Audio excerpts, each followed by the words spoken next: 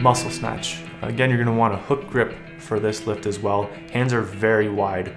Knees are out, feet are directly below hips. Hands are very wide. We're gonna do the same progression we're gonna go through with the clean. You're gonna deadlift the bar up. That last little bit where it's right by your hips is where all the strength is coming from. We're gonna drive through the hips. Elbows are gonna come high and outside.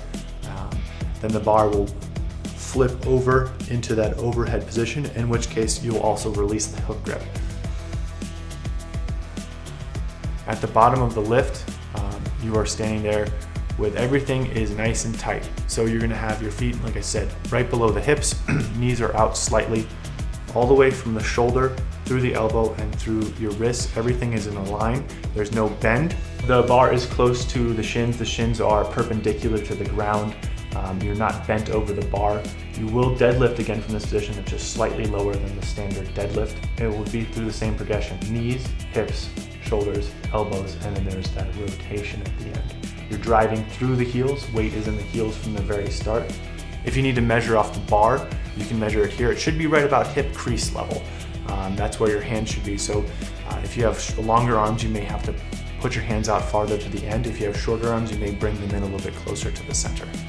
When you press overhead, the bar should be anywhere from about 6 to 10 inches overhead.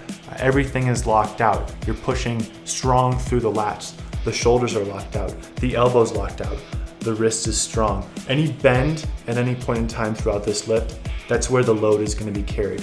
And of course, as with all the lifts we've talked about going overhead, if I drop the bar, it would come straight down on the top of my head, go straight through my spine, through my hips, and out through my heels. In this situation, you still want to have that bar back slightly as compared to an overhead position. Everything's in a nice straight line up through your shoulders, all the way up through your chest and out through your head.